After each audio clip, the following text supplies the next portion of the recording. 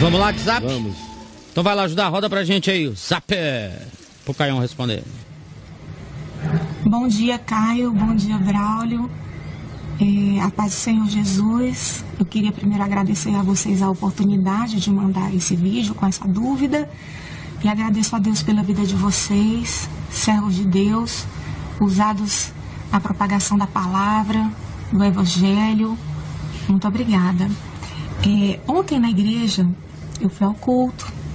Gosto muito de ir ao culto. E nós tivemos uma pregação acerca daquele texto onde Maria, ela quebra aquele vaso que tem um unguento precioso aos pés do Senhor Jesus. E Judas, estando presente, ele diz que aquilo é um desperdício, porque deveria ter sido vendido para se dar aos pobres, e a palavra do Senhor diz que é porque ele era ladrão e ele tinha a bolsa.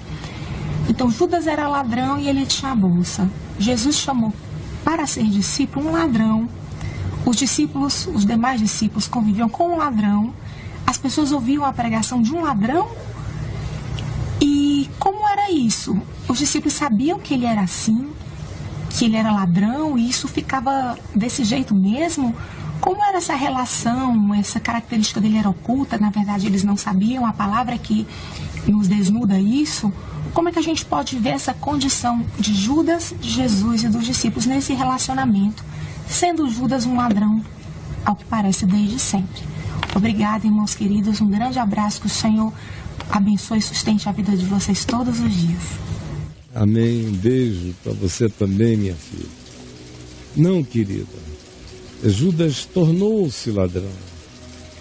Ele é uma dessas manifestações humanas nas quais o indivíduo começa com uma certa intenção e termina completamente com outra. Como, por exemplo, os grandes ladrões religiosos que eu conheço neste país, e são muitos, uma horda de ladrões ricos, roubadores mesmo, como diz o Novo Testamento. Eles, todos, praticamente, não começaram ladrões. Eu conheço a maioria deles pessoalmente desde há muitos anos. Muitos anos. Sei como alguns começaram. Havia sinceridade no coração no início. Havia desejo. Havia sonhos até equivocados, mas havia. Havia vontades, em alguns deles até meio megalômanas. Mas ainda eram vontades puras, não eram as expressões daquilo que a gente vê agora. E eu vi como todos eles foram se desviando. Se eu mencionasse os nomes aqui, vocês iriam ficar chocados. Eu iria dizer: fulano, conheci com a idade tal, tinha 17, fulano tinha 18, fulano tinha 19, Beltrano já tinha 26, mas eu o conheci ainda assim, com essa atitude, com essa vontade. E vocês iriam ficar chocados de ver como eles foram se Judas iscariotizando no processo. Segunda coisa, a narrativa que diz isso, por exemplo, a mais explícita, quanto a chamar Judas de ladrão, são sempre as narrativas de João, do Evangelho de João, são as mais fortes. E é onde mais a coisa se repete. O Evangelho de João foi escrito, querido, mais ou menos uns 60 anos depois de Judas Iscariotes ter morrido. Judas já era history. Judas já era interpretado há muito tempo. Eles não conviveram com um ladrão. Havia um ladrão no convívio deles que eles só vieram a reconhecer como ladrão depois que ele se manifestou como ladrão e traidor. Depois disso é que a leitura foi feita pelos apóstolos que foram companheiros dele. É sempre uma leitura a posteriori. Senão seria cinismo absoluto, seria calhordice, seria sacanagem de Jesus, do Evangelho. Não, ele não chamou um ladrão, ele chamou um homem chamado Judas, provavelmente o mais intelectual do grupo, o mais academizado, o mais instruído daquele grupo, o mais politizado, provavelmente o que tivesse o melhor arcabouço de entendimento sociopolítico econômico do que estava acontecendo na região, e carregava ideologias, e não era o único que tinha as suas ideologias messiânicas. Simão Zelote também era discípulo, apóstolo.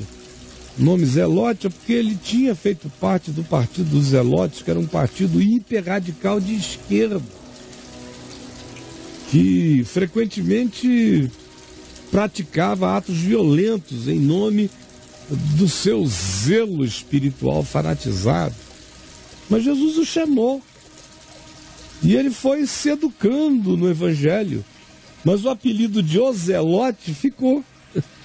Parece até como uma manifestação de ironia relacional. Simão Zelote, Simão o MST. Olha. E o cara chegou e foi sofrendo alterações de percepção. Alguns sofrendo por bem. Você vê como é que Pedro chega. Chega todo maluquinho, né? Pedro chega muito maluquete. E devagar ele vai se tornando sóbrio. Uns chegaram duvidosos, devagar foram se aprofundando na consciência. Uns chegaram comovidos pelo perdão que tinham recebido, como Mateus, que se comparava com aquilo tudo e provavelmente estivesse numa crise de angústia enorme por causa das culpas pessoais que carregava. E olha Jesus passar todo dia e ouve o que ele diz, até que um dia Jesus, que o sabe desde sempre, passa por ali, chama-o pelo nome e diz: me segue, vem comigo. E o cara largou tudo e foi. Foi um acontecimento instantâneo? Não, foi processual. Aconteceu no instante, foi a decisão de, em sendo chamado, ir. E você veja que o evangelho dele, como ele era um cara que lidava com números, ele era um coletor de impostos, matemático, economia. O evangelho dele é onde que tem as parábolas mais cheias de número, economia, matemática, citações desse tipo. De Lucas também tem, mas Mateus e Lucas são fartos. Mateus é abundante nisso. Imposto, questões relacionadas a isso. Tributárias aparecem mais em Mateus. Uhum. Então, é processo para o bem na vida dele. Cresceu. João, como era o apelido de João? E do irmão dele, Tiago, que Jesus botou? Estouradinho. É assim que Jesus o chamava, de estouradinhos. Meus estouradinhos, venham cá. Chamava-os de Boanerges, que significa filhos do trovão. Porque os caras, aquele João que botava a cabeça no peito de Jesus, que em relação a Jesus era aquela mansidão, era capaz de supetão dizer: tu queres que eu mande descer fogo do céu para consumir os samaritanos? Ele que conclui a vida sabendo que Deus é amor, viveu um processo até chegar lá. Uhum. O dele foi para o bem. O de Judas foi para o mal. Agora, todos eles curaram enfermos, expulsaram demônios, realizaram milagres. Judas Iscariotes estava entre aqueles 70 que Jesus enviou de cidade em cidade. Alguém foi o par dele naquela viagem.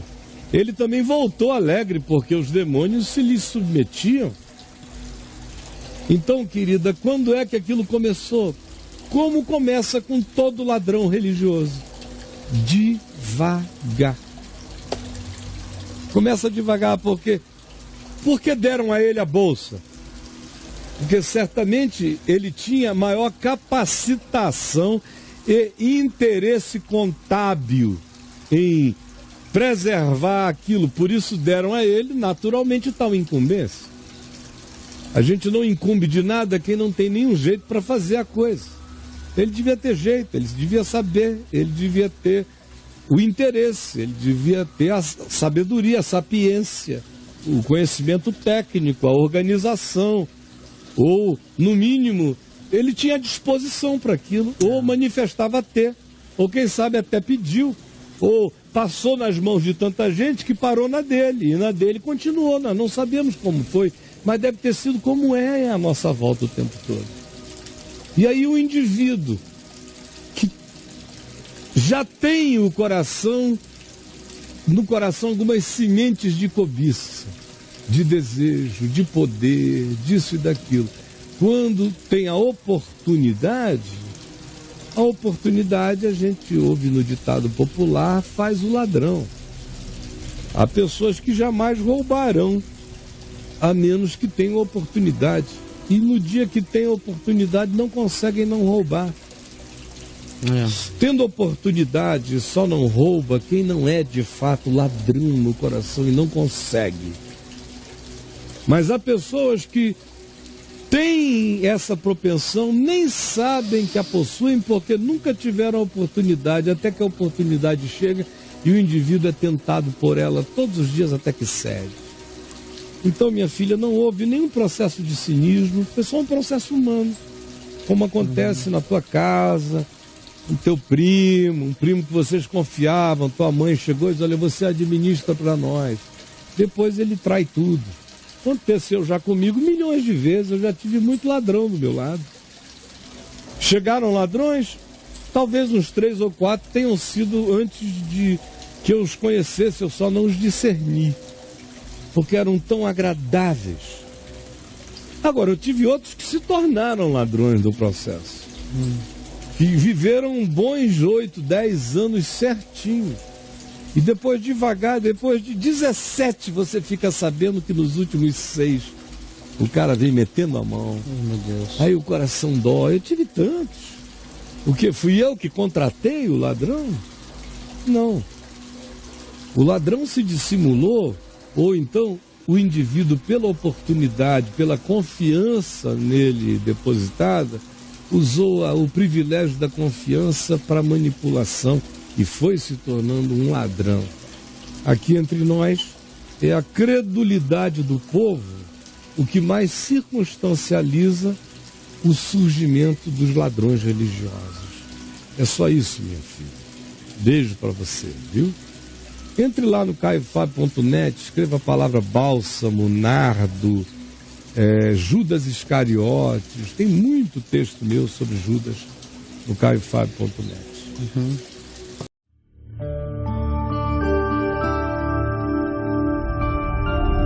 VNV TV, o canal é você.